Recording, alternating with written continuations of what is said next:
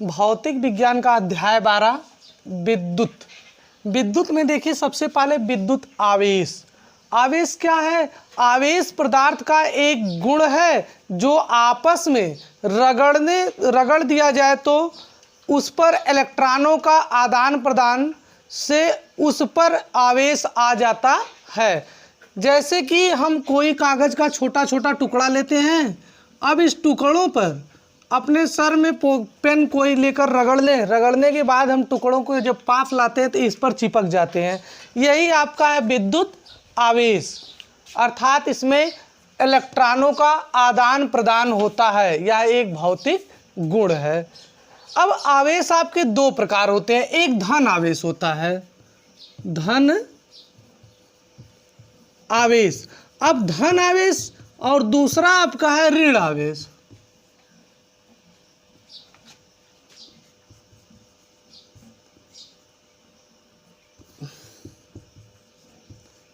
ऋण आवेश।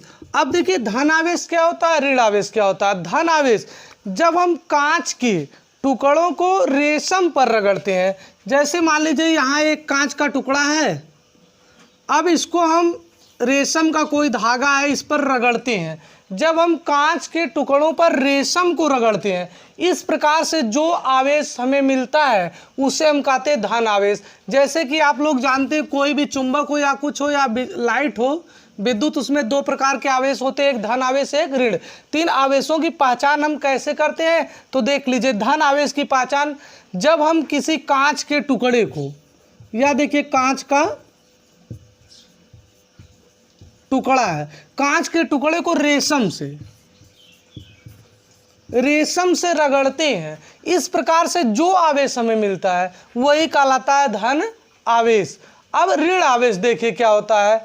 ऋण आवेश जो है कि जब हम एबोनाइट की छड़, अब एबोनाइट की छड़ देखिए आपको विज्ञान लैब में ही मिलेगा। अब एबोनाइट की छड़ को ऊन के साथ रगड़ने पर, अब देखिए धन आवेश या हो गया। ऋण आवेश दूसरा आपका क्या है, दूसरा ऋण आवेश आवेश। अब ऋण आवेश कैसे होता है, देखिए एक या एबोनाइट की छड़ है, एबोनाइट। अब देखिए यह छड़ उपलब्ध लैब में सिर्फ हो सकता है। एबोनाइट को छड़ को ऊन के साथ, या देखिए ऊन है, ऊन, एबोनाइट की छड़ को ऊन से रगड़ने पर जो हमें आवेश प्राप्त होता है उसे हम कहते हैं ऋण आवेश। अब धन आवेश था या ऋण आवेश। ऋण आवेश कैसे प्राप्त होता है, एबोनाइट की छड़ से और ऊन को रगड़ने से जो आवेश मिलता है उसे हम कहते हैं ऋण आवेश। आवेश का मात्रक कूलाम होता है। अब देखिए इसका मात्रक बहुत इंपॉर्टेंट है। आवेश का मात्रक कूलाम होता है। अब आवेश का मात्रक क्या है, कूलाम है। आवेश का मात्रक कूलाम। अब इसी पर हम एसआई मात्रक होता है कूलाम। आवेश का मात्रक आपका कूलाम हो गया। अब देखिए एक इलेक्ट्रॉन पर आवेश कितना होता है। इलेक्ट्रॉन क्या है, सबसे पहले देखिए जब कोई परमाणु होता है बीच में प्रोटॉन और न्यूट्रॉन, जो कि प्रोटॉन धन आवेश होता है, न्यूट्रॉन ऋण आवेश।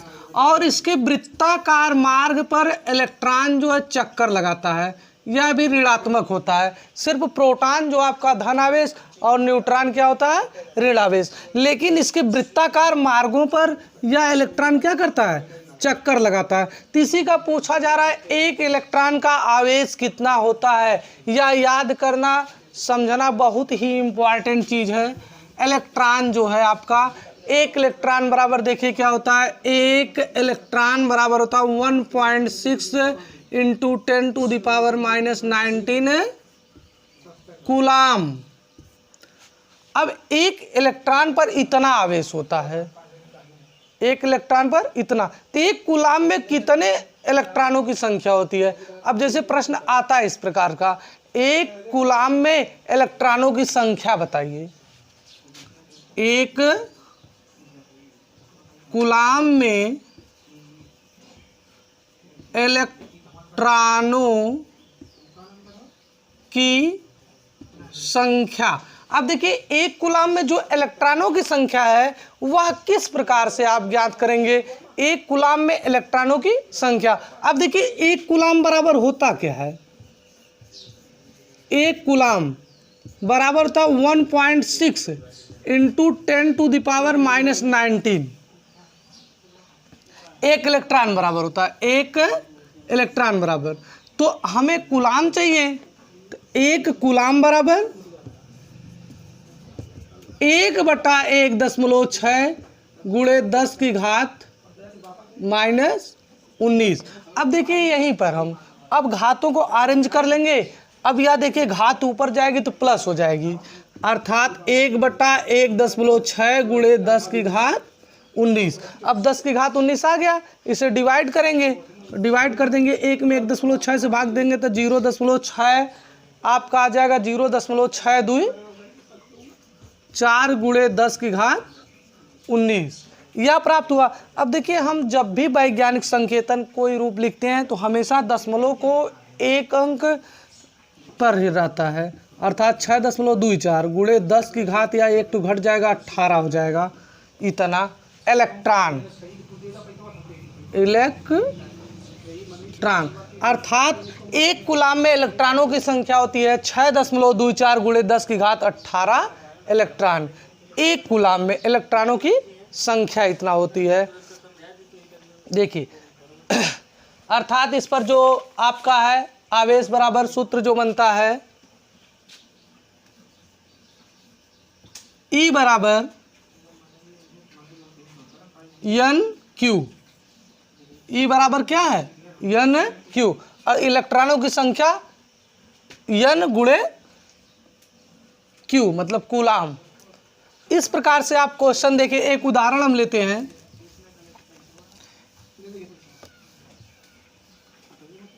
दो कूलाम आवेश, देखिए लिख देते हैं, 2 कूलाम आवेश पर इलेक्ट्रॉनों की संख्या क्या होगी। अब देखिए आवेश आपका कितना है, 2 कूलाम, एक इलेक्ट्रॉन बराबर हम जानते हैं कितना होता है, तो देख लीजिए यहाँ पर NE। अब एक इलेक्ट्रॉन बराबर पता है लेकिन करना कितने पे, 2 क्यू पर, तो NE बराबर क्यू है यार। अब आवेश 2 कूलाम दिया तो 2 यहाँ रख देंगे। NE का मान आप लोग जानते हैं 1.6 इंटू 10⁻⁻19 बराबर क्यू का मान कितना है, 2। आवेश है, आवेश दिया गया क्यू तो वही रहेगा आपका, इसमें कोई परिवर्तन नहीं होगा। अब N बराबर 2/1.6 गुणे 10⁻19 या 2 गुणे 10⁻19 ऊपर जाएगा प्लस हो जाएगा 1.6। अब देखिए इसमें हम डिवाइड कर देंगे। डिवाइड करने के लिए देखिए यहाँ पर 2/1.6 है। सबसे पहले पूर्णांक बनाएंगे, तो पूर्णांक बनाएंगे हो जाएगा 20/16, 16 कम 16 दूनी 32, 16 यहाँ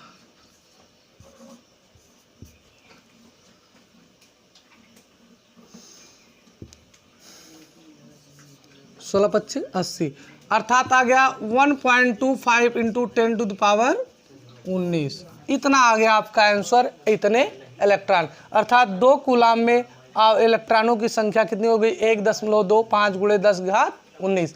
एक बार फिर से देख लीजिए, दिया 2 कूलाम में आवेश, 2 कूलाम आवेश पर इलेक्ट्रॉनों की संख्या क्या होगी। तो सबसे पहले आप फार्मूला से लगाइए, NE बराबर Q होता है, तो N इलेक्ट्रॉनों की संख्या पर निर्भर करता है, E क्या है, इलेक्ट्रॉन, एक इलेक्ट्रॉन का चार्ज होता है 1.6 इंटू 10⁻⁻19 और Q का मान 2 दिया है। अब पक्षांतर कर देंगे, N बराबर देखिए यहाँ 2 था ही, या इस पार आएगा तो बटे हो गया, या अब देखिए 10 की घात माइनस में है तो ऊपर जाएगी तो क्या हो जाएगी प्लस, बटे इतना 2 में 1.6 से भाग दिए तो 1.25 गुणे 10⁻19 इलेक्ट्रॉन। अब हम आगे बढ़ते हैं।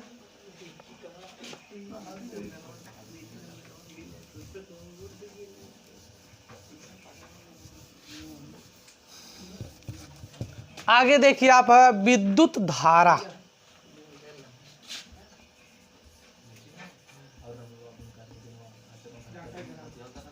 विद्युत धारा, अब विद्युत धारा क्या होता है देखिए, जैसे आवेश प्रवाह की जो दर होती है, अर्थात किसी चालक में जिस स्पीड से आवेश प्रवाह होता है वही कहलाती है हमारी विद्युत धारा। किसी चालक में विद्युत आवेश की प्रवाह की दर को ही विद्युत धारा कहते हैं। विद्युत धारा को हम I से डिनोट करते हैं। I से विद्युत धारा I बराबर होता है Q/T। अब देखिए हम विद्युत धारा अभी बताएं, किसी चालक में विद्युत आवेश की प्रवाह की दर को विद्युत धारा कहते हैं। अब विद्युत धारा हो गया, तो विद्युत धारा I बराबर होता क्या है, Q/T। अब यह देखिए विद्युत धारा I बराबर हो गया Q/T। Q/T, Q जहां कूलाम है, Q बराबर क्या है, T बराबर समय, और I आपका विद्युत धारा है। ये विद्युत धारा का मात्रक होता है एम्पियर, या 10⁻³ एम्पियर। 1 मिली एम्पियर बराबर होता है 10⁻³ एम्पियर। इसके बाद आता है ए मीटर। ए मीटर क्या है आपका, ए मीटर। ए मीटर क्या होता है, विद्युत धारा को जिस यंत्र से मापते हैं उसे एमीटर कहते हैं। विद्युत धारा को जिस यंत्र से मापा जाता है वही कहलाता हमारा ए मीटर। अब ए मीटर के बाद क्या है, विद्युत परिपथ। परिपथ मतलब रास्ता, अर्थात जिससे होकर विद्युत धारा प्रवाहित होती है उसे ही हम कहते हैं विद्युत परिपथ।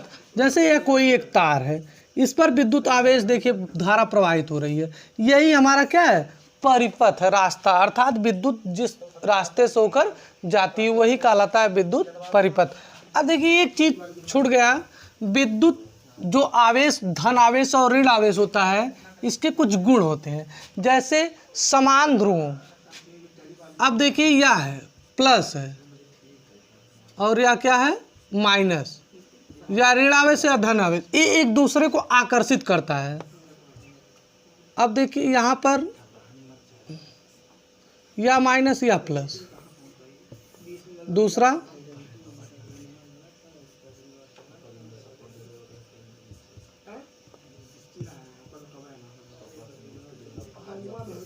हाँ देखिए, अब हम बताएं कि आवेश का महत्व होता है समान ध्रुवों के बीच प्रतिकर्षण का गुण होता है, जबकि विपरीत ध्रुवों में आकर्षण का गुण पाया जाता है। देखिए ये विपरीत ध्रुव है, या धन आवेश है या ऋण आवेश, तो इसमें क्या आकर्षण हो रहा है, यहाँ पर क्या प्रतिकर्षण। तो समान ध्रुवों के बीच प्रतिकर्षण और विपरीत ध्रुवों के बीच आकर्षण का गुण पाया जाता है।